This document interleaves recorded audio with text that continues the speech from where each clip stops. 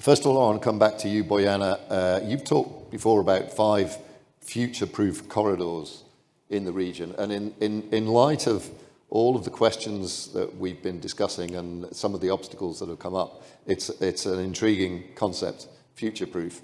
Tell us more about these 5 future-proof corridors. Yes, thank you. There is an initiative called European Hydrogen Backbone, where many of our member companies are actually members of European Hydrogen Backbone. And it's a fantastic opportunity to discuss, let's say, the hydrogen projects and all the development, let's say, on what we as infrastructure can do. So being a project with repurposing the existing infrastructure, then also our storages, which some of them are able also to store hydrogen. It's actually kind of a technical thing, you know, to make it, but it's not impossible.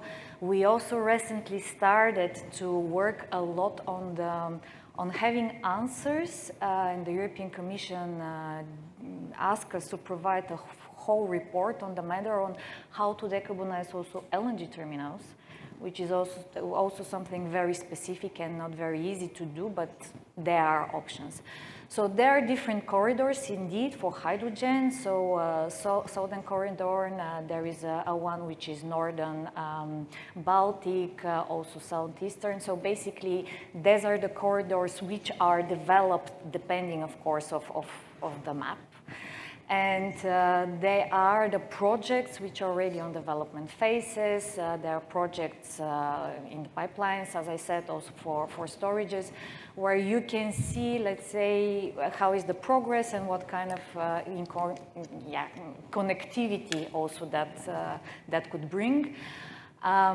Some countries indeed are much more involved and much more developed in these regards. Many other countries are looking more on the options and as my colleague said, basically on the perspective of having something for the good future. But saying this, is important to mention that first we need to understand how the hydrogen market is going to work, right? Because it's not very well developed for the moment. It's going to be extremely costly. But indeed, the targets of the European Commission are there. The willingness is there. There are also possibilities of having, finding investments on the matter. There is a hydrogen investment bank, which supports, but the regulation, it's also something tricky and needs to be really very well ensured. So last year, what happened is that by the end of last year, we've got the hydrogen regulation developed by the European Parliament and adopted by the Council. So the message here for the politicians, because they're entering to a new mandate right now with the European Commission and the European Parliament, is to make sure that what was debated and what we as infrastructure operators work together with the policymakers from the previous mandate is now going to be properly implemented, let's say. Okay. To make sure that there is a well-functioned hydrogen market. And just to sum up with all the hydrogen projects, let's say, we have a hydrogen map. And you can see there are 130 projects from the TSOs, 30 for hydrogen storage, and a more limited number for LNG, but quite an interesting deliverable to check.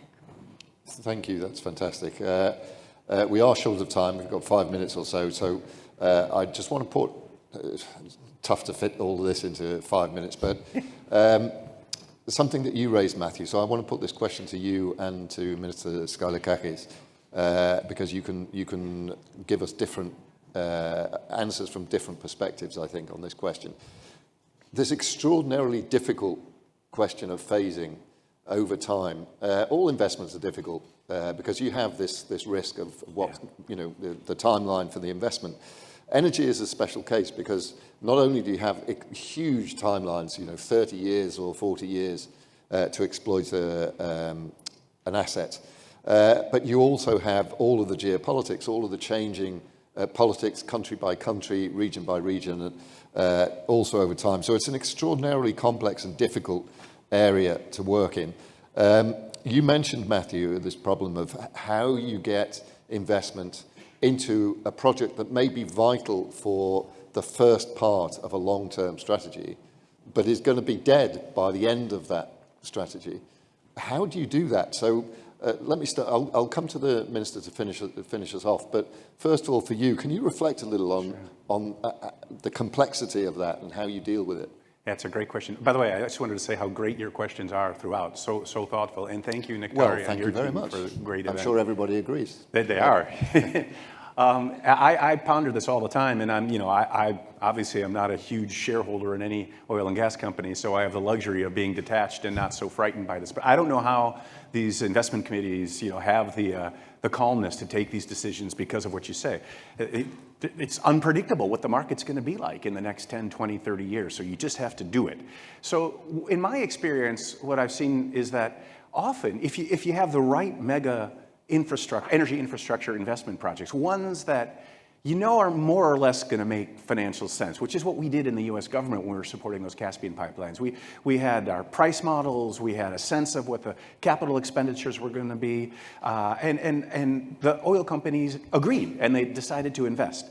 But the other thing that happens is once that big infrastructure is in place, the politics often come around, as do the markets, right? So the great thing about, let's say, the natural gas market in Europe now is that prices are liquid, unlike the electricity prices, because there's sufficient supply and sufficient interconnectivity. So the big risk of the sort of price shocks in electricity that the minister was talking about for electricity, they've gone away because of these infrastructure investments themselves. So it's kind of not a chicken and egg. It's like when the chicken lays the egg, then the thing works out. Yeah, it's interesting that you reflected there on US policy on this. And I want to come to this policy perspective from the point of view of the government and from the point of view of regional politics. How do you go about setting up the conditions that allow these vital strategic investments to take place when they may not always make financial sense? Well, the best way to go around is not to be impressed by the word strategic.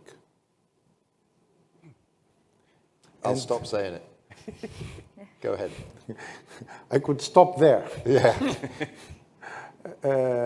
Whenever I hear the word strategic, I get gooses on my skin. I prefer to have sound financial investments in the long run.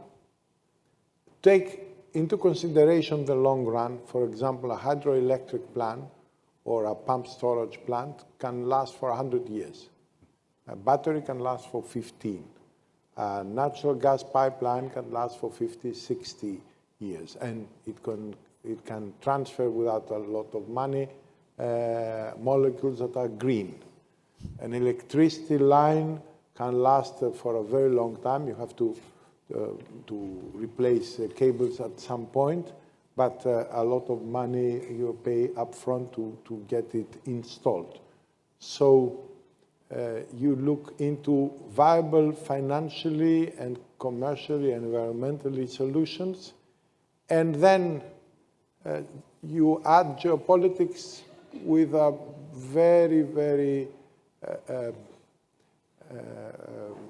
with a big question mark in your mind, because geopolitics have one disadvantage. They can change within a year. A country can go from here to there. Everything you believed about a country can go south because of elections, because if you are not a country with elections, because some forces within change, because changes of alliances. So do it in a conservative way, financially, environmentally, economically, and then add the geopolitics afterwards. Excellent. Wonderful. That's super. Okay. We're going to move on now to, we've been talking about moving carbon around. We're now going to be talking about how you take carbon out of the system. So please join me in thanking what's been an excellent panel. Thank you.